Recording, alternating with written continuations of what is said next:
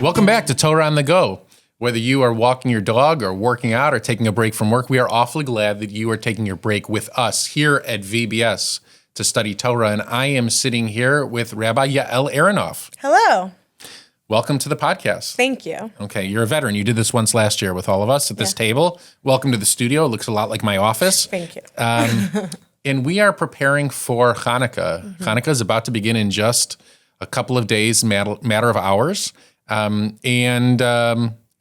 feel like we're sitting in this moment where the last 2 years have been about war and struggle and strength and bearing through it. And now I feel like we're in a moment of rebuilding and resilience. Yes. Okay. Absolutely. And it feels like a very different Hanukkah than the last two Hanukkahs. How does Hanukkah feel to you as we embark on this festival of lights? That really resonates with me. I think we're turning a corner in this time as American Jews, as Jews in general, of entering into this time of resilience and hope and how we can rebuild as a people after a really difficult 2 years. So that really resonates with me. I see that you have a Masechet of Talmud do. open. It just so happens. If you come into a rabbi's office, there usually is a Masechet of Talmud open, but here we have one in the recording studio. Please tell me what you're open to. So this is Masechet Shabbat, the Tractate of Shabbat, which I also so happen to be learning during my Talmud Lunch and Learns, is from this Tractate of Talmud.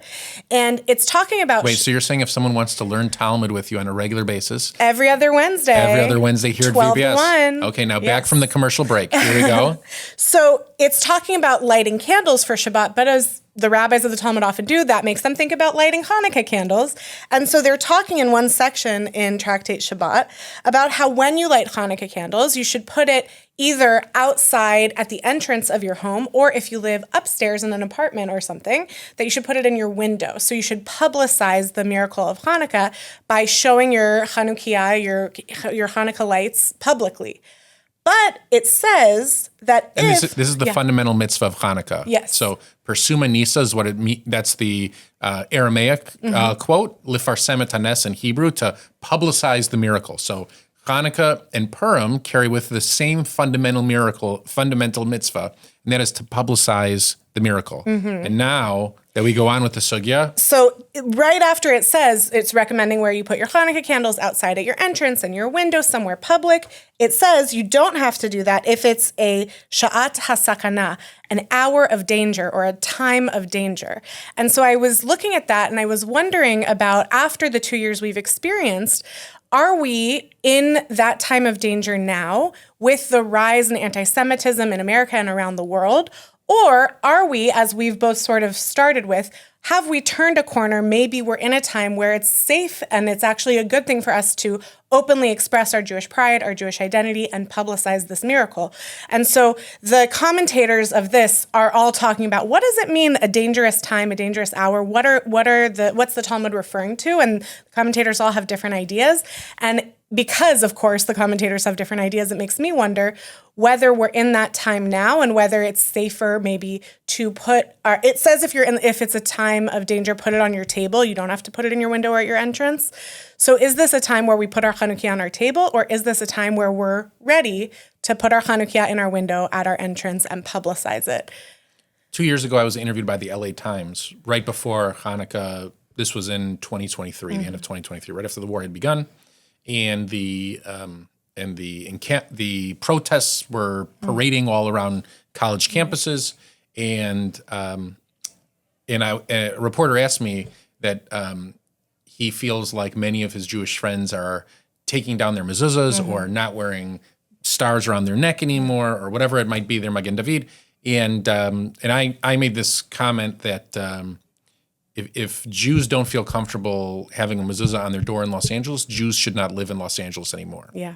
The onus of, and I think this might be because of the birth of modern Zionism. This might be because of a new perspective since October 7th. This might be because of enlightenment and emancipation.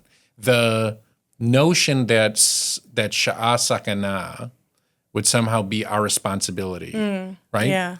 I feel like is is absolutely not the way that I look at the world, right? So it is up to Los Angeles to make sure that the Jewish community feels safe here. Yeah. If we feel unsafe for whatever reason, I feel like the adjustment of the Hanukkah candles is not going to change that. Yeah. Is not going to change that. And we have the authority and the connection, of course, today to go to those in power and say, we feel unsafe. Fix it. Help us. Yeah. Right? Make a change that's necessary. Right. Absolutely. When you stumble across this sugya, can you not hear the voices across generations who didn't have that access to power? Right.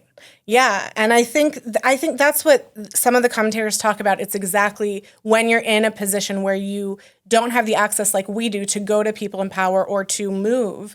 And that was much less accessible in the time this was written. And so that was a serious threat to their lives that they didn't have as much authority around. But I do think we are empowered now. And we're in a different position. I was with the teens last week, and we were talking about our identity as American Jews. You also wrote a book about it right behind you, The Case for Dual Loyalty. As American Jews, we've been here since the beginning of this country's formation, and I think it's since the 1970s. We can double check that, but we've had Hanukkah candle lightings in the White House. Right. So in the highest position of power in this country, we are actively publicizing our presence here in this country. And so even though there is there is no question about it, a rise in anti-Semitism in this moment, but there's also we have the hundreds of years of history to back up that we have every right to be here and be Jewish, be authentically Jewish, be American Jews. And so I feel like in terms of this moment, and I think in 2 years ago, the fact that you were already saying that 2 years ago, that right after October 7th, you were saying if we're not safe in LA, we shouldn't be in LA or we should be talking to people in positions of power. But how much the more so 2 years later when we're coming out of this time, I think we have to reclaim our space and take up our space as Jews, being proud Jews in Los Angeles, in Encino, anywhere in the United States. Right. So so it's incumbent on us in some ways. If you're not used to lighting the Hanukkah candles in the window, put them in the window this year. Yeah. Right. If you're not used to, I think everything should happen in the window. I think we should eat our jelly donuts in the window. Sure. We should eat our potato latkes in the window. If the whole point of Hanukkah is to let people know that the spirit of a Maccabees still inspires us, that we still draw strength from that episode of our history, that story still resonates in our kishkis, in our souls. I think that the notion of the window, whether it's an actual window or whether it's a public display, I think becomes all the more important. The 2025 version I was also thinking about is like maybe putting on your social media, putting online that you're lighting candles is another way to publicize that you're doing this. And that can also feel like sometimes a scary space. There's, of course, anti-Semitism online, just like there is in person. But I think it's super important to have a Jewish presence online and say, look how fun it is to be Jewish. Look how we're bringing light into this time. And yeah. It's great. All right. So we're going to pivot here in a very clunky segue between the seriousness and the heaviness of the atmosphere outside and the rise in anti-Semitism and all of that involved. I'm sure it's everywhere in columns and the Jewish Journal. If you read those articles. And let's pivot very much to kind of our personal upbringing around Hanukkah. Okay, so you were raised in a home with a cantor. I was raised in a home with people who were unafraid to sing out loud, in front of each other. None of our voices were cantor appropriate, but cantor quality. But we love to sing. So, what is your favorite silly Hanukkah song that you used to sing around the candles? So my favorite song, it comes with hand motions. And it's a classic Hebrew Hanukkah song. I'll do it, demonstrate. Yeah, for the YouTube people, they'll see it, but for the podcast, Apple, you have iTunes to people, you have to imagine. What would my hand motions be? It's Bo'u hena yeladim, Bo'u el habayit, cham babayit ve'na'im, reach shemen zayit, ima melabevet levivot, b'chanukiah dolkim nerot, ובחנוכה הילדים בסביבון משחקים. That's beautiful. And you have a beautiful voice. Thank you. So why don't you try to explain to people what that song means? So it's Bo hena yeladim, come on kids, come to the house. Bo el habayit, cham babayit v'naim. It's hot in the house and it's pleasant, which is nice on this less hot day outside. Reach shemen zayit, it smells like olive oil. Ima melabevet levivot. Ima, mom, is making latkes. In Bachanukia dolkim nerod, in the Chanukia and the menorah, the candles are flickering. And on Hanukkah, uva Hanukkah hayeladim bas vivon mesachakim. On Hanukkah, the kids are playing dreidel. That's beautiful. It's beautiful. My favorite silly song about Hanukkah is we gather around the Chanukia, we light the Hanukkah candles, we sing 3 blessings every night, including Shechianu, and then we would always sing like a medley of songs.